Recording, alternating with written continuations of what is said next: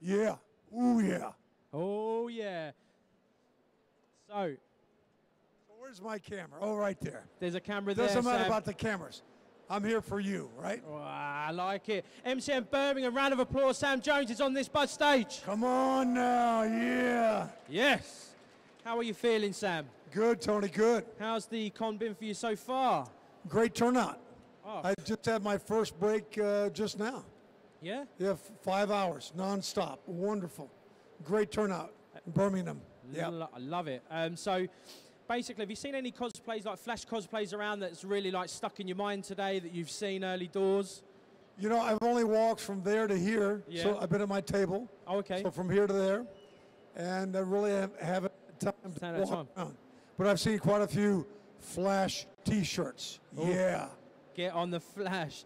So Flash is a very iconic character. After reading the script for the first time when you was offered this role, what were your feelings after you read the script? You've read it and you're kind of sitting there going, wow, or what did you feel? How did you feel at the time? Well, at the time you've read it. 24 years old, there's not a whole lot you're feeling. You're just thinking, okay, what am I stepping into? You know, I thought, okay, I'm taking on a lot. Instead of trying to brainstorm everything and overthink everything, I just thought about, well, I just need to, I need to start thinking about the work and my task at hand, my job at hand. Otherwise, it was, to be quite honest, 1979, $35 million budget.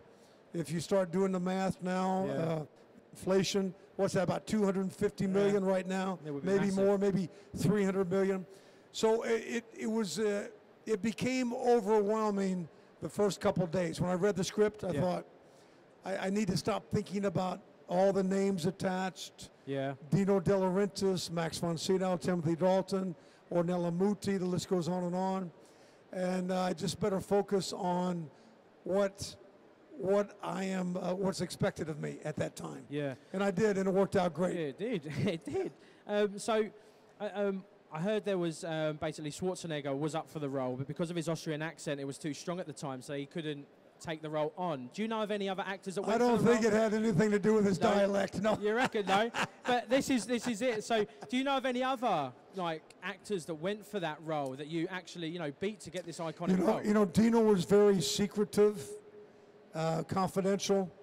So it was, for me, it was probably 9 months of, it was a 9-month auditioning process.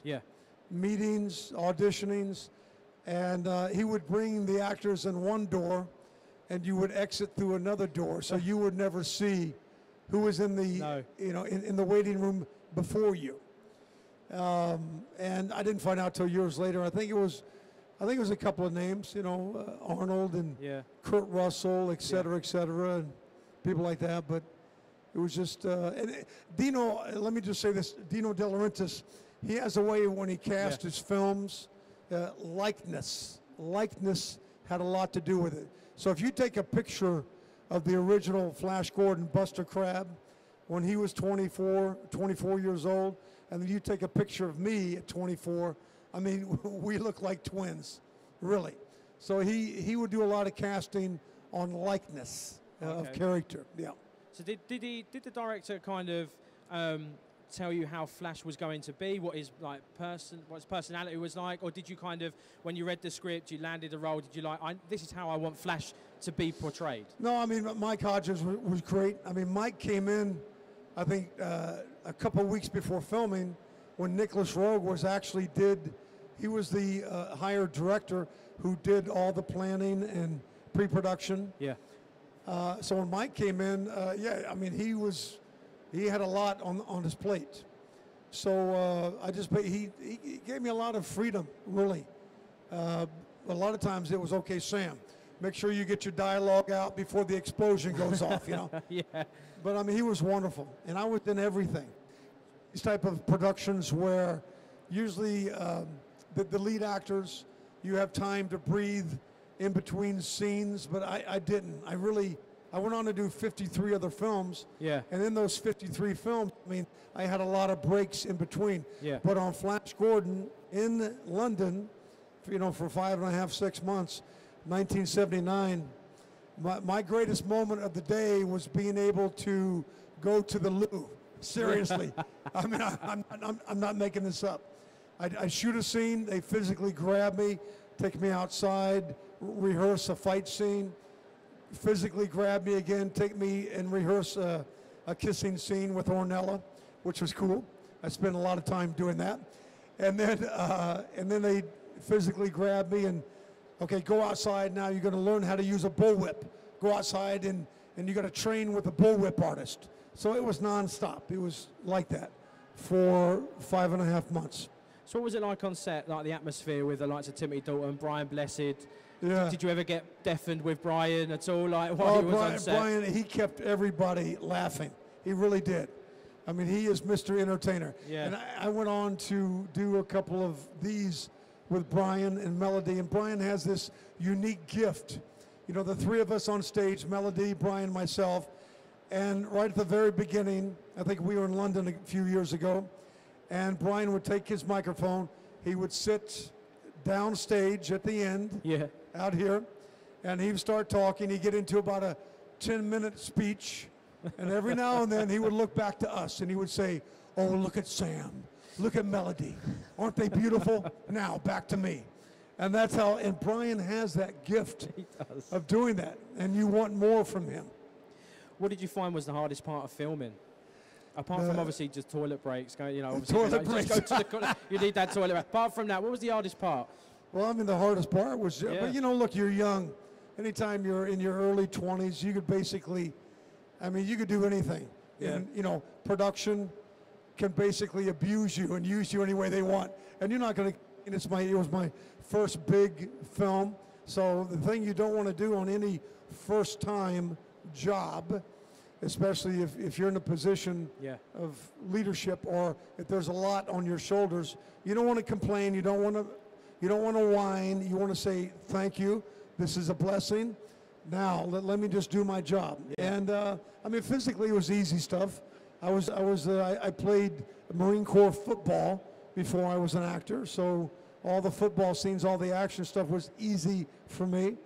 And but the hardest part was, I would say, just catching up on your rest, you know, making sure that when the day was over, that you went home and you prepared for the following day, you know. That's really what's expected of you, preparation. And then I would rest, I would sleep. So I think I got up at 4 a.m. every day, which is the norm, and Yeah. I would run Hyde Park, which Yeah. was great, and then show up on the set, you know, 5:30, 6 a.m. and it's work. I mean, you got to treat it like work. A lot of younger guys and gals ask me, "Oh, I want to be an actor. I want to be a producer," and I try to explain to them it's the work. Yeah. It's about the provision. It's about the work, and having, you know, just don't show up, but you better have a spirit of excellence when you do show up for work. Yeah. You know. Good. So you were dubbed on certain parts of the film. I've got some phrases here just to give us. Can you give us a true version of the famous lines to redress? So the first one I've got, this Ming is a psycho. Yeah. So could you give us that for us? Oh, this means a psycho. Yeah. Yeah. The next I one. remember that, yeah. Flash Gordon, quarterback, New York Jets. Yes, that's it's it. It's my Well favorite done. line Yeah. in the whole movie, yeah. Ming is the enemy of every creature of Mongo. Let's all team up and let's fight him. Did I say that? Yeah, you said that, man. You said that, my man. I think I've been saying that every day of my life. Yeah. You know, I got 5 kids and 3 grandkids, and I work with a lot of organizations, and I think I say the same thing. Yeah. Because if you don't have unity, that means you have division. Yeah. Anytime you got division, it's just, you're usually going to have failure if you have any division. So I think I've been quoting that every day of my Probably. life. You know. Right, we've got time for one last question because we're tight on time with you, Sam. Basically, I read that there was a kind of, you were signed on to do other Flash Gordon films. Was there any kind of stories or any scripts that you read that kind of never, obviously it never went into fruition, but could you tell us if there was any storylines that you could tell us about that you saw? Initially I signed for 6 movies, Yeah. Flash Gordons, Yeah, sequels. yeah, And basically they were going to follow the Alex Raymond comic books. yeah, I mean, that's what they talked about. yeah.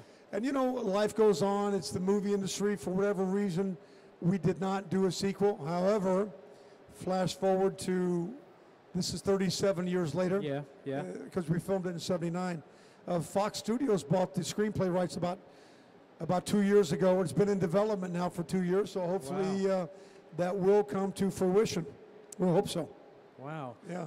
Well, Sam, I've got a ton of questions here, but we're tight for time. Thank Yeah. you ever so much. A round of applause. Yeah. Sam Jones, everyone. All right, guys. Thank you for coming. I'm here all weekend. All right. He's over there, guys, signing all weekend. So if you could go over there and say hi. Thank you very much, Sam. Thank round you, of Tony. applause again. Appreciate it. Yeah. Thank you. Bye-bye.